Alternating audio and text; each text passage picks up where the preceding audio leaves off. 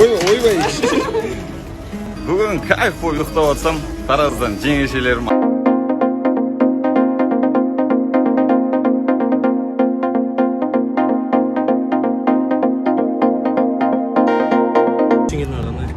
Мықты красавчик жасай бер. Сенің каждый қайырымдылығың барлығы мықты Ранай. Мықтысы Раналар дерзкий.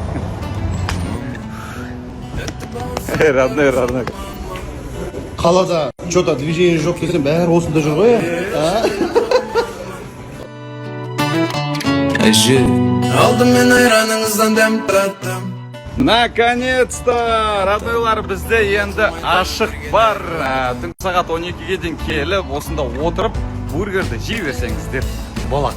Есігім сіздерге әрдайым ашық. Ашық. Ашық алдық. Келе беріңіздер. Енді есігіміз ашық десе. Насчет неше? Менюда?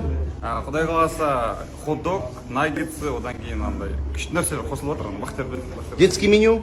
Детский меню еще есть, самое главное. Роднойлар, қазір мына футболканы жеңімпазын анықтаймыз. Соңғы посттың астында лайк басып, комментарий жазғандар естеріңізде ма? Осыдан 2 күн бұрын обещать етіп едім, жұмыспен жүрдім, қайырымдылық болды өткенде. Енді анықтаймыз, бұл Роднойлар коллекциясының алғашқы коллекцияда ма, короче, сыйлайым. Походу қатты күтіп жүргендер өте көп, себебі комментарийдің саны өте көп, 10 мыңға жуық. Түсінде болса мән жайды, өзіңде ешкім болмайды. Отырам түнде. Вау, родной, рахмет үлкен, сәлеметсіз, қалыңыз қалай? Рахмет үлкен. Ё-моё, мен прям қуанып тұрмын сіз жазғанға. Рахмет үлкен. Вы мне подарили настроение на целый день, на целый год.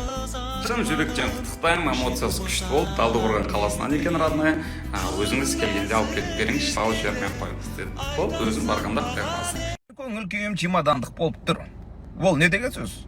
Чемоданное настроение.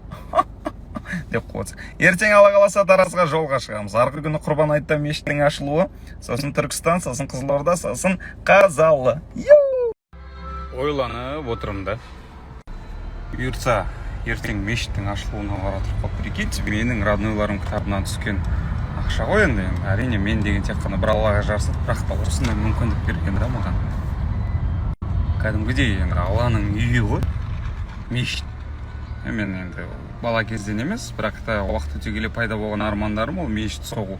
Бірақ енді қазіргі таңда мешіт соғатындай жағдайға жетпесек те, бір мешіттің қайта жанданып, ішінің кәдімгідей нұрға бөленіп, әдемі ремонт болуына себепкер етіп қойды да. Кәдімгідей маған күніге суреттер жіберіп отырды ғой, ар жақта ремонттың басында жүрген, жаңа құрылыстың басында жүрген ол екен видео бәрін жіберіп отырады. Кәдімгідей қарап отырасың да, қалай бізге осында беріп отырған кайфтанды. Мощно.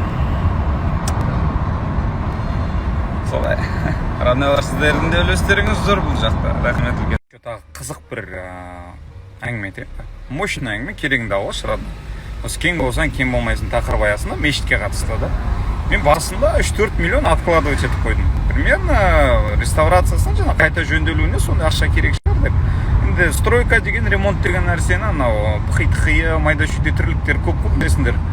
Сонымен примерно 2 есе ақша кетіп қалды да. Бірақ менің ақшам азайып қойған жоқ та, одан ше.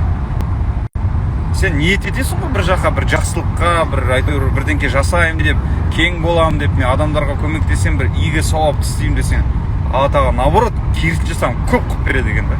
Керісінше көбейіп жатыр. Шүкір.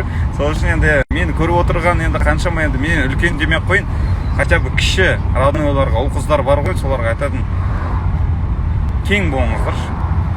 Элементарно қасындағы досыңнан тамақ әперсеңдер мысалы. Көп қой жолдары.